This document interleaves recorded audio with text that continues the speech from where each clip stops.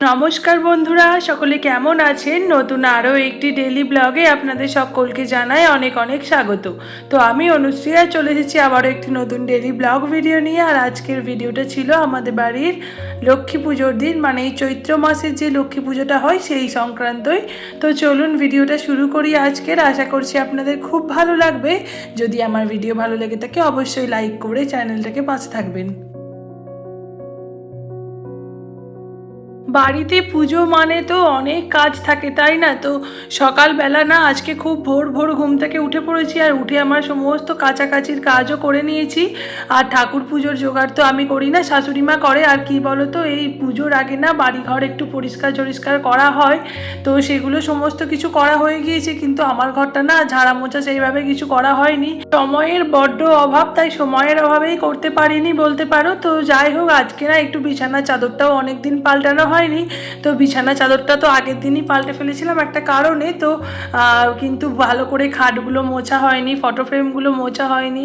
আর তারপরে হচ্ছে খাটের ব্যাটমে না অনেক ধুলো জমেছে, অনেক কদিন হয়ে গেল না কোনো মোছামুছি করতে পারিনি। তো আজকে এই সমস্ত কিছুই একটু করব। সকাল সকাল উঠে পড়েছি, কাচাকুচিও করে নিয়েছি।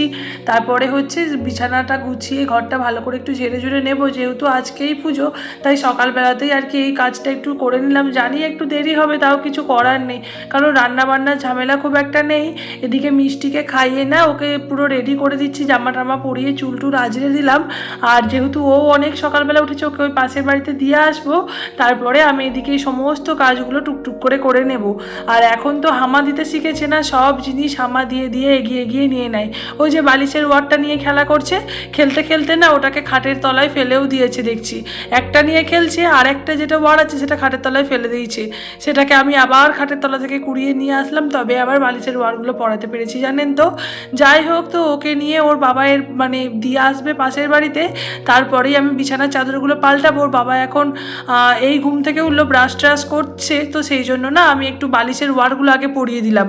তারপরে আর কি চাদরটা ভালো করে ঝেড়ে, খাটটাকে ভালো করে ঝেড়ে খাটটা মুছে ফটো ফ্রেমগুলো মুছবো। ওদিকে ওই যে কারেন্টের যে বোর্ডটা আছে না, ওইটাতেও ভীষণ ধুলো পড়েছে, ওগুলোকে সব মুছে নেবো ঠিকঠাকভাবে।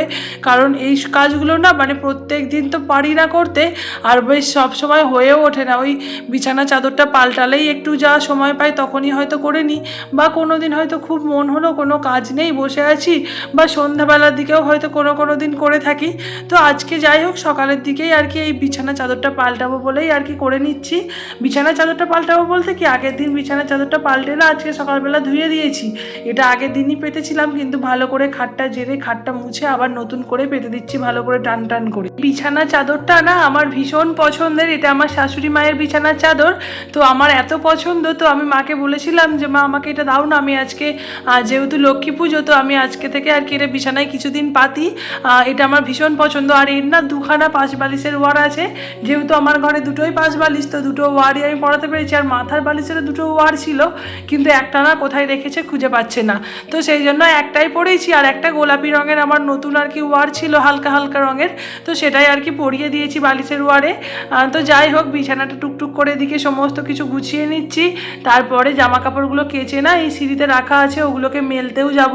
আজকে যেহেতু মানে বেশ রোদ উঠেছে, এত সুন্দর রোদ ঝলমলে পরিবেশ না। আর পুজোর দিন তো মা ওদিকে ঠাকুরের জোগাড় টোগাড়গুলো করছে স্নান করে, আর আমি এদিকে আমার বিছানাটা গুছিয়ে জামা কাপড়গুলো মেলে দেবো। আর ওদের জন্য না মানে ওদের দু ভাইয়ের জন্য অল্প করে ভাত করে রাখবো সিদ্ধ চালের, কারণ আমাদের বাড়িতে তো মানে লক্ষ্মী পুজোর দিন ভাত খাওয়া হয় না দুপুরবেলায়, মানে পুজোর পরে, পুজো হয়ে যাওয়ার পরে আলো চালের ভাত রান্না করে একটু খাওয়া হয়। আর যেহেতু পুজো, তাই নিজের ঘরটাও একটু ভালো করে পরিষ্কার করে নিলাম। 3-4 দিন হয়ে গেল টেবিলটাকে মোছাই হয়নি, টেবিলটায় বেশ ধুলো পড়েছে। আর ড্রেসিং টেবিলের কথা তো বলার নেই, এই পরিষ্কার করব আবার নোংরা হয়ে যাবে, আবার পরিষ্কার করব আবার নোংরা হয়ে যাবে, মানে আমি সারাদিন পরিষ্কার করেই যাবো। আর ওর বাবা এটা সেটা এনে রাখবে, এটা রাখবে ওটা রাখবে, সব সময় আর মোছা হয়ে ওঠে না। কখনো কখনো মানে এত বিরক্ত লাগে যে ভাবি যে দূর থাক, যেরকম আছে থাক, আমি ঝাঁটফাট দিয়ে নিই, দিয়ে করে নিই পরিষ্কার।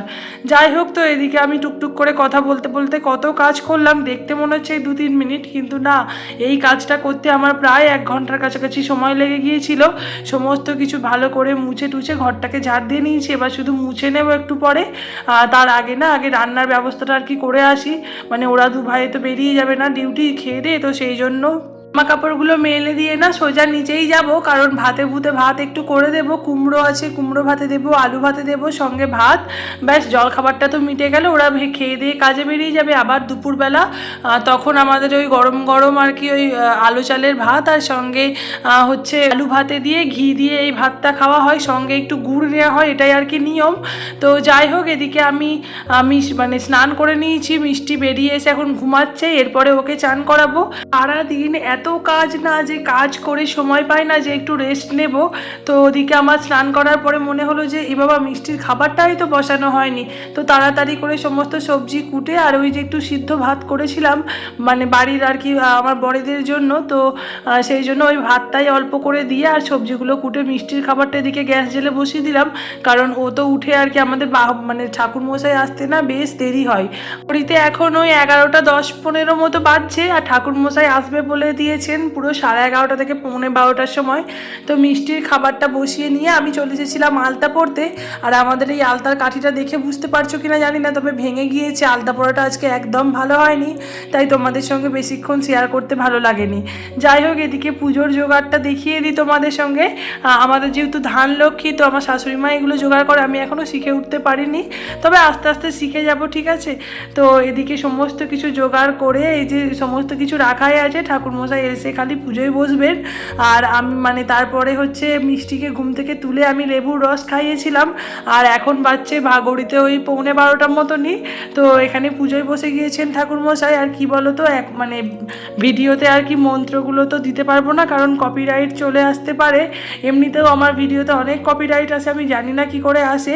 যাই হোক, তারপরে এদিকে সমস্ত পুজো টুজো করে হয়ে গেলে আমাদের আর কি ওই তুলসী তলায় একটু বাতাসা আর হরির লুট দেওয়া হয়।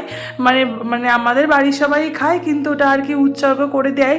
আর তারপরে দুপুরবেলা তোমাদের সঙ্গে দেখা হচ্ছে। এখন 1:30 বাজে ঘড়িতে। আলু ভাতেগুলো মাখছি, আলু চালের ভাত ওদিকে রেডি হয়ে গিয়েছে। কলা পাতায় আলু চালের ভাত খেতে কিন্তু ভীষণ ভালো লাগে। এমনিতে তো বাড়িতে এই সমস্ত কিছু খাওয়া হয় না, কিন্তু এই পুজো পার্বণের দিনে এইগুলো কিন্তু ভীষণ একটা অন্যরকম ভালো লাগা আছে এর মধ্যে। যাই হোক, তারপরে এখানে খেতে বসে পড়েছি। আর ভিডিওটা তোমাদের সঙ্গে বেশি বড় করতে পারিনি গো। তোমরা সকলে খুব ভালো থেকো, সুস্থ থেকো। আপাতত আমার ভিডিওটা এখানেই শেষ করছি। তোমরা যারা আমার ভিডিও এতক্ষণ কন্টিনিউ দেখলে, তোমাদের সকলকে অসংখ্য ধন্যবাদ। তোমাদের যদি আমার ভিডিওর কোনো অংশ বা কিছুও ভালো লেগে থাকে, তাহলে অবশ্যই আমাকে একটা লাইক, কমেন্ট, শেয়ার করো। আমার চ্যানেলটার পাশে থেকো। আর আমাকে কমেন্টে অবশ্যই জানিও তোমরা কারা কারা আলু চালের ভাত খেতে এত ভালোবাসো। আমি তো ভীষণ ভালোবাসি, সব কিছু একবার চেঁচে পুচে খেয়ে নিয়েছি। এরপরে গিয়েছিলাম ছাদে, জামা কাপড়গুলো তুলে এনে ছাদটা বন্ধ করে চলে এলাম। আজকের মতো টাটা।